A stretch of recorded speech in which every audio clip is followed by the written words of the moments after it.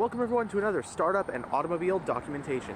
What we have today is a 2018 Dodge Charger RT. This Charger is painted in the pitch black exterior color.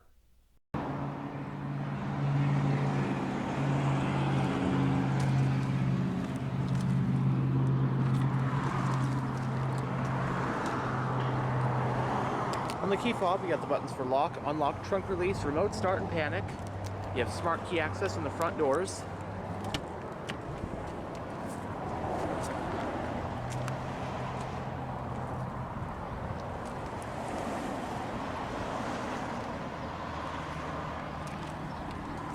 Front door panels have storage with bottle holders. Fuel door release, power windows, locks, and mirrors. Also two-person memory for the driver's seat.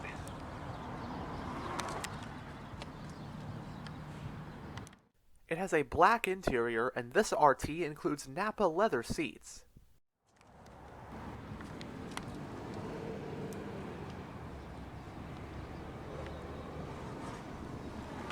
Both front seats are fully powered with 4-way lumbar support.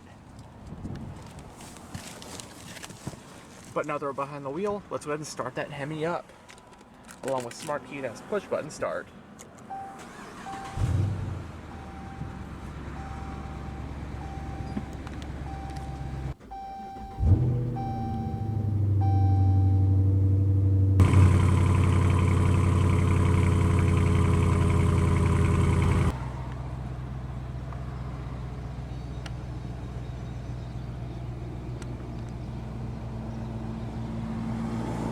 I'd say if you mention the Dodge Charger to just about anyone, even one who isn't much into cars, the first thing that likely comes to mind would be, oh yeah, that's a muscle car. Yes, the Charger has become a true icon since its debut for 1966. While it has gone through a number of iterations, including being a small front-wheel drive hatchback in the 80s, and offering tame V6 engines in some of its base models, the Charger has spent most of its years cementing its legacy as a big-bodied, rear-wheel drive thundering muscle car, with mean, muscular looks to back it up.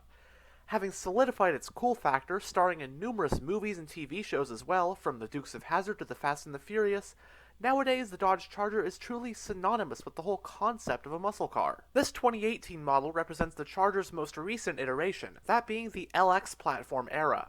After being on hiatus for almost 20 years, the Charger returned for 2006 on said new platform, codenamed LX, as a full-size unibody rear-wheel drive four-door sedan. Alongside the revived Charger was its platform sibling, the Chrysler 300, and a station wagon model called the Dodge Magnum. The Dodge Challenger two-door pony car was then revived and also joined the LX platform lineup for 2008. For 2011, the Charger and 300 were redesigned, and would go on to get a pretty substantial refresh for 2015. The Magnum, however, was dropped after 2008 and never got a second generation. Now, I gotta hand it to Chrysler for keeping the Charger and Challenger relevant for all these years, despite the LX platform getting pretty dated.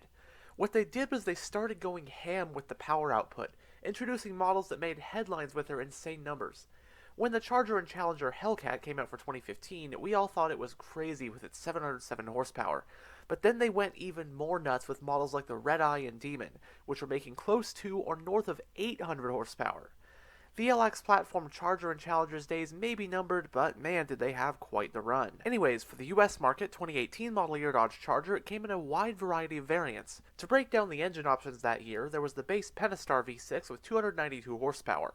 The RT in Daytona got what this one has, a 5.7 Hemi V8 with 370 horses. There was then the 392 6.4-liter Hemi found in the RT Scat Pack, Daytona 392, and SRT 392, which had 485 horsepower. Last and most was the supercharged 6.2 Hemi found in the SRT Hellcat with 707 horsepower. The sole transmission across the range was an 8-speed automatic, and drivetrain options were rear-wheel drive or all-wheel drive, the latter of which, however, was only offered with the base V6.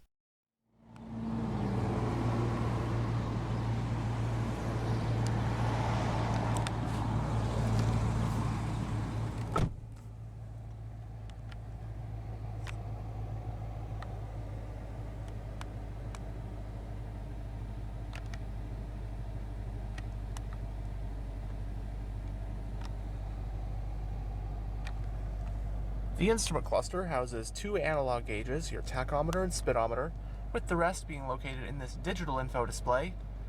which can be gone through via these controls on the steering wheel. You have your digital speedometer, vehicle info, tire pressure, some auxiliary gauges, average fuel economy, that kind of stuff, trip computers, radio info, messages, various screen settings, and then your digital fuel and temperature gauges. It's got a 3-spoke design, heated, leather-wrapped, and multifunctional steering wheel, sport grips. As for controls, first on the front of the spokes, on this side you have your information display controls, along with your voice recognition and your Bluetooth controls. And on this side you'll find your cruise controls. Then on the back of the spokes you'll find your audio controls, as well as paddle shifters to manually shift the transmission. And these are metal, they feel very cold to the touch. The steering wheel is tilt and telescopic. The parking brake is foot operated. Your headlight switch, panel dimmer, trunk release, climate vent for the driver. It does have an Alpine premium sound system. You have your high beam, turn signal, and wiper stalk on that side.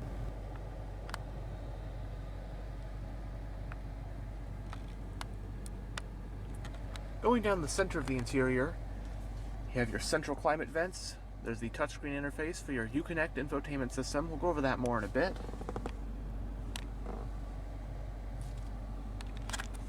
Hazard switch, some physical controls for the infotainment system / radio, your sport driving mode, parking sensor on or off, and traction control.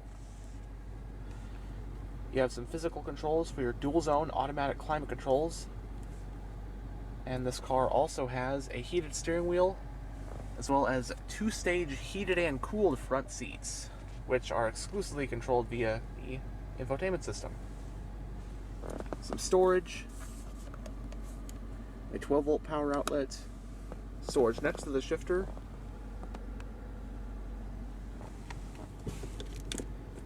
putting it in reverse does reveal a backup camera with guidance lines.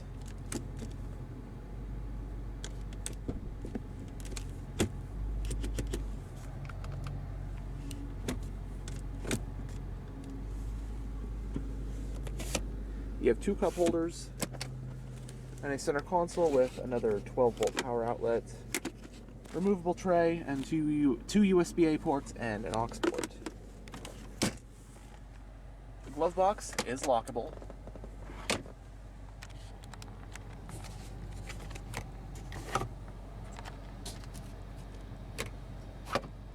Both sun visors do have vanity mirrors, lights, and extensions. Grab handles at all 4 corners. Auto-dimming rear view, and on your overhead console, you got a sunglass holder, your overhead lighting, and your garage home link. Finally, here is that UConnect infotainment system. So we're on the audio screen right now. You have AM, FM, along with Sirius XM. Audio settings.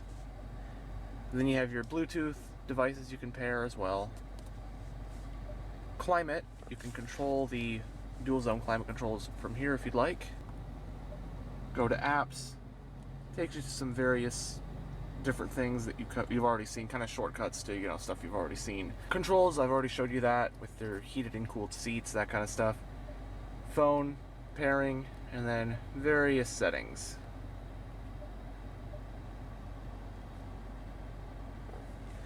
And I just gotta say, with the way this car looks and feels, you can get these with a V6, but honestly, with the aura that this Charger gives off, having a V8 engine under the hood, hearing the rumble, it just feels right to have a V8 in one of these.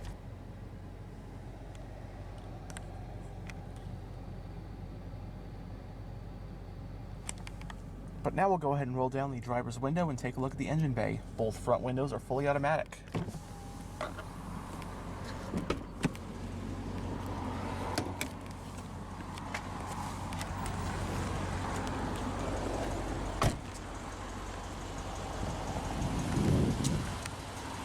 This one has 20-inch black painted 5-spoke alloy rims.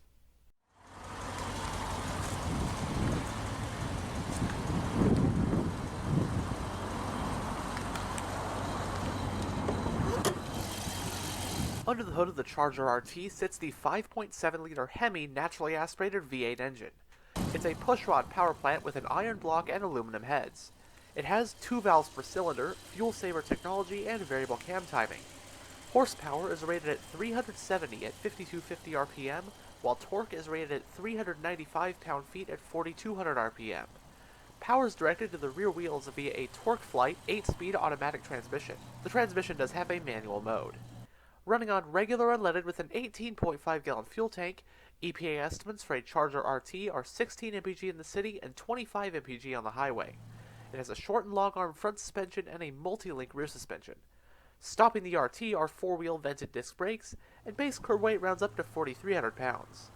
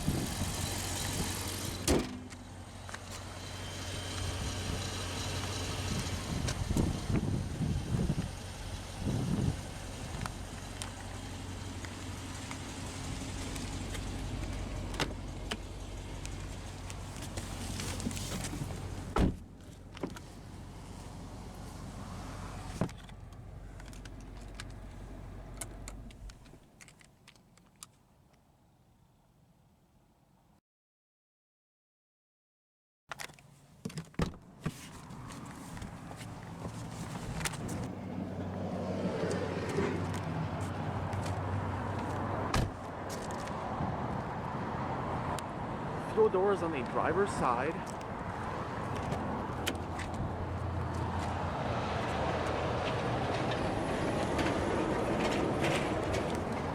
Storage and bottle holders in the back door panels.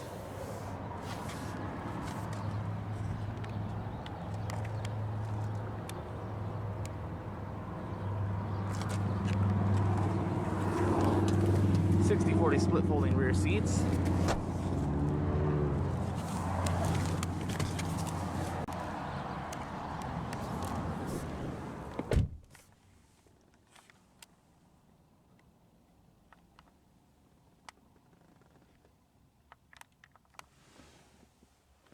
Both front seats have map pockets on the backs. Coat hooks. Overhead lighting. Rear passengers do get their own set of climate vents, along with 2 USB-A ports, and 2-stage heated outboard rear seats. That's really nice. And you also have a folding center armrest with 2 cup holders and some storage. Now, space back here, I'm about 6'1" with the driver's seat in a pretty comfortable position. For me, it's pretty comfortable. I mean, it is a full-size car. After all, legroom's pretty good, footroom is okay. Headroom is actually not too bad either.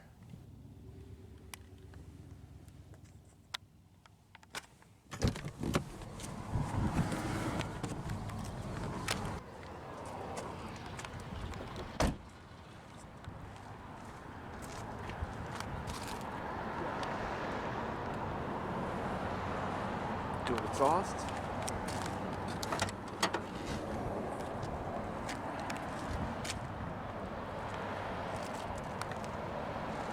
The Charger offers 16.5 cubic feet of trunk space. The back seats can also fold down to allow for even more space.